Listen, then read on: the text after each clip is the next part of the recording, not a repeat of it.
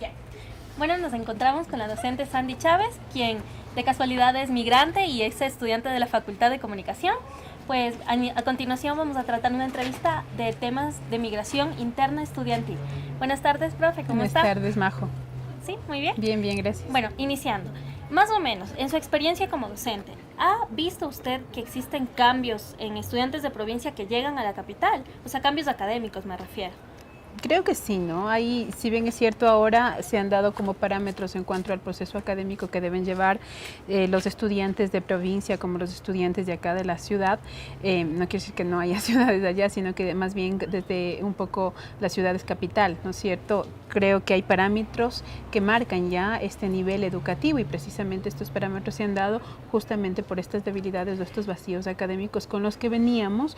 Y te digo, hace más o menos 20 años que yo llegué acá a Quito, veníamos los estudiantes, a mí personalmente me tocó vivir eso, teníamos contenidos diferentes dentro de la malla curricular, existían también vacíos en cuanto al tema de discurso, de lecturas, en fin, tenían como otras dinámicas académicas la gente de la provincia y la gente de acá de Quito, ¿no? Sin embargo, creo que ahora ya no es tanto este déficit de académico que tienen los estudiantes, lo que sí pesa mucho creo que es esta diferencia que existe en cuanto a vivir en una ciudad un poco más grande como es Quito y vivir en ciudades más pequeñas. Las dinámicas son totalmente diferentes, los espacios son totalmente diferentes, el espacio público está cooptado de diferente manera en provincia y está cooptado de diferente manera en estas grandes ciudades, sobre todo en ciudades capital, y creo que eso de una u otra manera altera las dinámicas académicas también. Te cuento personalmente, a mí no es que me afectó tanto el hecho de tener un desnivel académico, si se puede decir así. Lo que más me afectó a mí es, por ejemplo, manejarme en el transporte público. En una ciudad pequeña como es la ciudad de Ibarra, moverme era sumamente fácil. Caminaba y ya estaba de mi casa al colegio, mientras que venir acá, ubicarme a una distancia de más o menos 20 minutos o 25 minutos en transporte público, realmente me dificultaba. Y eso afectó mi dinámica académica porque llegaba atrasada, porque tenía un estrés que era moverme en esta ciudad, porque no tenía personas conocidas a mi alrededor y porque era encontrarme también con culturas diferentes a la mía, ¿no? Incluso con dinámicas diferentes a la mía, y eso sin duda alguna repercutió en el proceso académico que tenía en la universidad. Pero esto también te lleva como una etapa, es una etapa de adaptación que más o menos se te va un semestre y que luego empiezas ya a asimilar estas otras dinámicas y estas otras propuestas, si se quiere, que te tiene esta ciudad capital, ¿no? Propuestas académicas, propuestas en cuanto al relacionamiento, propuestas en cuanto al uso del espacio público y la apropiación también de este espacio que significa esta gran ciudad, y creo que eso es parte también de irte acoplando en este nuevo espacio. Bueno, con respecto a las dinámicas culturales que habían mencionado, ¿podríamos decir que esto sería un factor que afecte en el rendimiento académico? Te digo, a mí personalmente me sucedió no tanto por el tema del desnivel académico que supuestamente podíamos haber tenido entre los estudiantes de provincia y los estudiantes de acá de la ciudad, sino más bien por todas estas otras condiciones que te decía, ¿no? El tema del relacionamiento, el tema de la movilidad, que se me complicaba mucho, el tema de vivir solo, por ejemplo, eso también te afecta. Tú estás en la provincia en donde las relaciones familiares son mucho más cercanas, las relaciones de vecindad son mucho más cercanas y tú sabes que estás en un espacio que es amigable y que es conocido para ti. Vienes de la gran ciudad y resulta que al que le tienes al piso de arriba no lo conoces y al que le tienes al piso de abajo no sabes ni cómo se llama. Entonces las relaciones de vecindad se modifican altamente. El tema del manejo económico, a mí se me complicaba mucho el tema de manejar económicamente el presupuesto que me daban desde mi familia para poder mantenerme. Porque obviamente en provincia tenía mi papá, mi mamá, tenía las cosas en la casa, es decir, todo lo tenía controlado. Yo no controlado, pero lo controlaban mis papás, entonces era como más fácil poder moverme en ese espacio. Venir acá y adoptar ya otras dinámicas, incluso de corresponsabilidad y de responsabilidad, creo que eso en determinado momento te afecta, pero como te digo, es un proceso de adaptación el que tienes que pasar. Claro, y bueno, y hablando de factores económicos, ¿considera que los recursos económicos son un factor predominante, puede ser, en la cuestión académica? Es decir, los estudiantes que vienen de provincia, pues, que de pronto posean recursos o no, ¿en qué afecta esto necesariamente? Creo que afecta, sin duda alguna afecta. Nosotros, y te cuento desde mi experiencia propia, teníamos muchas veces que priorizar sacar copias o comprarme un libro antes que comer. por decir algo, porque como te digo, no teníamos control de ese recurso económico que te daban tus papás, no podíamos administrarlo, por tanto teníamos prioridades, y la prioridad en ese momento era la parte académica. Tenía que estudiar, tenía que movilizarme, tenía que llegar a la Universidad Central y comprar lo que necesitaba para poder cubrir mi espacio académico, mis estudios, ¿no? Eso creo que afecta sin duda alguna, pero como te digo y reitero, esto es parte de un proceso de aprendizaje. Creo que no solamente aprendes desde la parte académica, desde la parte conceptual, sino aprendes también a irte formando en tu parte humana. Eso es importantísimo. Y bueno, y dentro de la adaptación cultural, ¿qué puede ser como que lo más notorio, así, de venir de provincia directo a la capital? ¿Qué es lo que más se siente, podría decirse? A mí me costó mucho adaptarme, como te digo, al tema de la movilidad. Siento que las personas que viven aquí ya manejan el espacio, ¿no es cierto? Saben cómo adaptarse al uso del espacio del servicio público, por ejemplo. A mí me molestaba mucho el tema de ocupar un transporte público en donde sentía que las otras personas estaban encima mío, que no tenía la disposición del espacio para mí. Me sentía muy apretada, me sentía muy apretujada, sentía que estaba invadida. Eso me sentía a mí sobremanera, sobre todo en el espacio público.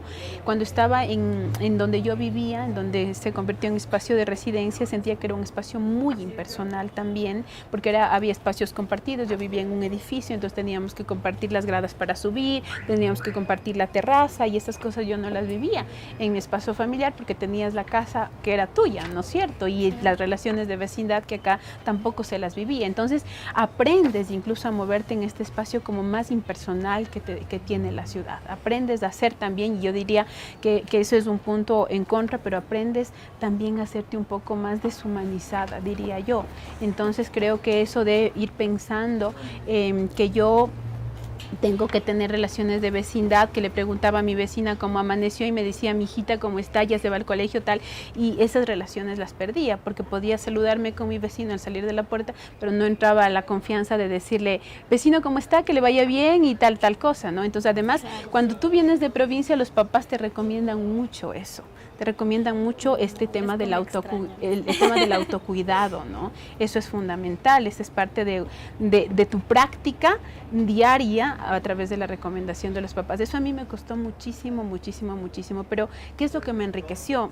Me enriqueció encontrarme con gente de diferentes provincias.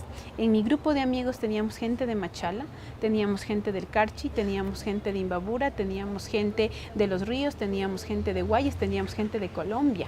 Y entre todos había relaciones de afinidad a pesar de esta diversidad cultural que teníamos, ¿no? Los intereses eran los mismos, entonces entendimos que todas estas diferencias geográficas o culturales en determinado momento no eran más que esta relación de amistad, de compañerismo que teníamos entre nosotros, ¿no? Claro que sí, y bueno, como pregunta así base, ¿podría decirse que la educación superior ecuatoriana está preparada para afrontar este proceso migratorio o no? Yo diría que no, que hace falta todavía entender estas dinámicas de las cuales te estoy contando. Hoy tengo estudiantes que vienen de provincia y todavía les cuesta adaptarse a esta dinámica de esta gran ciudad y a la dinámica que también tiene esta gran universidad.